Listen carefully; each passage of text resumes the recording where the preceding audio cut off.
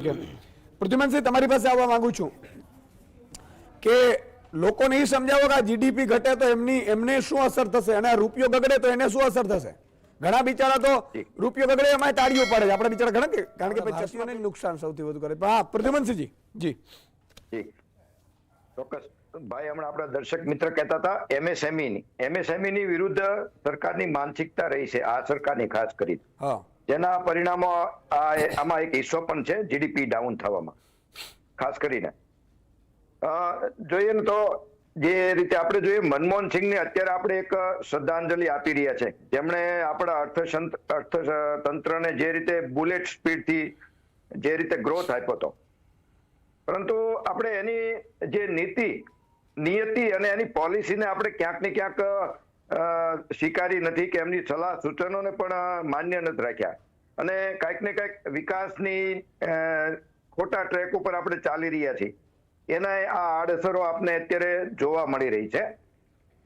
એટલે ખાસ કરીને વિચારવું ચોક્કસ જોઈએ આપણા દેશના અર્થશાસ્ત્રીઓએ, અને ખાસ કરીને શાસન કરતા હોય અને જાગૃત નાગરિકોએ, કે આ રીતના વિકાસ બાબત કે જીડીપી જે ગ્રોથ છે કેમ ડાઉન થઈ રહ્યો છે, અને જે રીતે આ ડોલરની વાત છે, ડોલર જે રીતે અપ થઈ રહ્યો છે, જેને લીધે આપણે એક્સપોર્ટ કરતા હોય એને ખાસ ફાયદો થાય, ઇમ્પોર્ટ વાળાને નુકસાન થાય, અને જેની અસર આપણે સીધી દેખાય છે.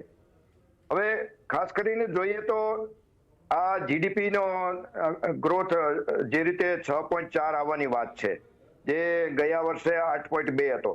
જનરલી 9% આસપાસનો ગ્રોથ રહેવો જોઈએ, એ એક હેલ્ધી અર્થતંત્રની નિશાની છે, અને જે જનરલી રહ્યો છે.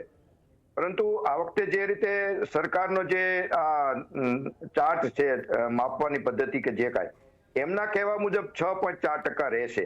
એટલે એ પણ શંકાના દાયરામાં છે કે 6.4% રહેશે. હું માનું છું ત્યાં સુધી એનાથી પણ નીચે જશે, કેમ કે ચાર્ટની જે પદ્ધતિ છે, છેલ્લે ઘણા સમયથી આ સરકારે ગ્રોથ બાબતની ઘણી બધી પદ્ધતિઓ ફેરફાર કર્યો છે, પોતાની અમુક આંકડાઓ બેસાડવા માટે કરતા હોય એ ટાઈપનું કરે છે જે કાંઈ આ પદ્ધતિમાં.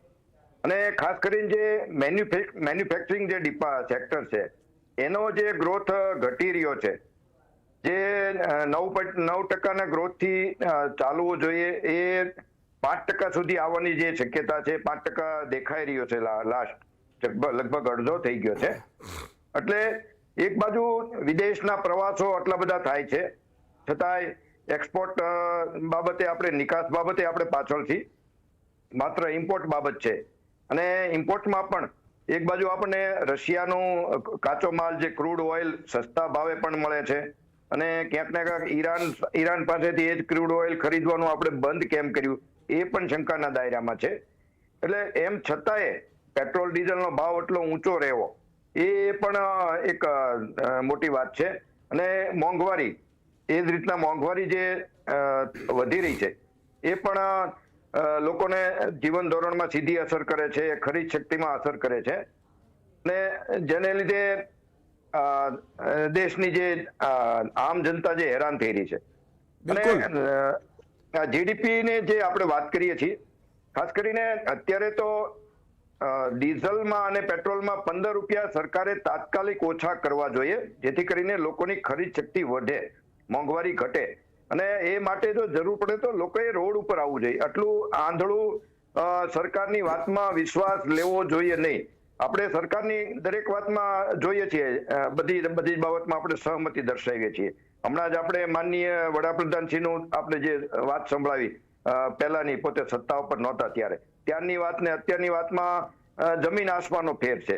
તો પછી પ્રજાએ પણ એમની પાસે જવાબ માંગવો જોઈએ, જે ખરેખર પ્રજા પણ ક્યાંક ને ક્યાંક બધું જે રેવડીમાં અને મફત અનાજના જે કઈ વાત છે એનાથી આગળ જવા માંગતી નથી એવું દેખાય છે. હવે ખાસ કરીને નબળી શા માટે જીડીપી દેખાય, ગ્રોથ ઓછો કેમ દેખાય છે, એમાં મેઇન તો જે માંગ ઘટી છે, જે વૈશ્વિક કોમ્પિટિશનમાં ક્યાંક ને ક્યાંક આપણો દેશ ટૂંકો પડે છે. ભલે આપણે વિદેશીઓની વારંવાર ટૂર કરે છે આપણે વડાપ્રધાન શ્રી, અને વિદેશીઓ સાથે નવી નવી ઘણી બધી મોટી વાતો છે, પણ એમાં એક્સપોર્ટ આપણી જે નિકાસ પણ ઘટી છે. જે ગયા વર્ષોના સમયે જે મનમોહન સિંહની વખતે હતી એના પ્રમાણમાં જે 25% હતી એના બદલે 18% થઈ છે, ઘટી છે. એની સામે આપણો રૂપિયો પણ નબળો થયો છે, માર્કેટમાં હિસ્સો પણ આપણો ઓછો થયો છે. એટલે આ બધા કારણોની બાબતમાં જોઈએ તો ક્યાંક ને ક્યાંક ઉદ્યોગોમાં અવરોધો છે, ક્યાંક સરકારી પોલિસીમાં અવરોધો છે, અને ક્યાંક ને ક્યાંક યોજનામાં અવરોધો છે. ખાસ કરીને એમએસએમઈમાં જો વાત કરીએ તો એમએસએમઈમાં જો ટેક્સ ઓછો હોવો જોઈએ, બીજા બેનિફિટ સરકાર તરફથી હોવો જોઈએ, એ નથી. અને મેઇન તો જે ઓછું મૂડી રોકાણ એ પણ ઘટી રહ્યું છે. એક બાજુ આપણે વિકાસની મોટી વાત કરીએ છીએ, આપણે ગુજરાતની વાત કરીએ તો વાઇબ્રન્ટ સર્વિસીસ, પણ એવું ઘણું બધું છે. પણ બિલકુલ એક નાનકડા વિરામનો ઉપયોગ કરવો પડશે. પ્રદ્યુમનભાઈ 1 મિનિટ. ખાસ કરીને વાત કરી એક્સપોર્ટમાં વધારો થવો જોઈએ, નિકાસમાં, અને એ માટે આપણે વૈશ્વિક માર્કેટની સાથે ઉભા રહી શકે એ માટેનું સ્ટ્રક્ચર ઊભું થવું જોઈએ, એ માટેની નીતિ પોલિસીઓ તૈયાર થવી જોઈએ. એ ટાઈપના શૈક્ષણિક લાયકાતવાળા આપણે યુવાનો તૈયાર કરવા જોઈએ. એ જો થશે, અને સાથે સાથે આપણે એગ્રીકલ્ચર જે સેક્ટર છે, ખેતીનો જે સેક્ટર છે, એને પણ પ્રોત્સાહિત કરવો જોઈએ, જેથી કરીને આપણે એક જ ખાલી દાખલો આપીએ તો ડુંગળીનું જ્યારે એક્સપોર્ટની જરૂર હોય ત્યારે અહીંયા ભાવ વધતા હોય તો ડુંગળીની નિકાસ અટકાવી દે છે સરકાર. એટલે ક્યાંક ને ક્યાંક પોલિસીઓ સરકારની એ રીતની હોય છે. એ જ રીતે ગ્રામીણ અર્થવ્યવસ્થાને આપણે પ્રોત્સાહન આપવું જોઈએ. અને સૌથી વધારે એક વાત કરીએ તો ક્યાંક ને ક્યાંક નાણાં ડિપાર્ટમેન્ટ છે આપણું, જે ફાઇનાન્સ ડિપાર્ટમેન્ટ છે, વર્ષોથી એક જ છે. એમાં ક્યાંક ને ક્યાંક સ્વતંત્રતા નો કદાચ અભાવ છે, કે ક્યાંક એક્સપર્ટ ટીમનો કંઈક અભાવ છે. એટલે જો એમાં કોઈ ફેરફાર થાય તો આવનારા સમયમાં પરિવર્તન કંઈક આવી શકે છે અર્થતંત્રમાં. બિલકુલ બિલકુલ.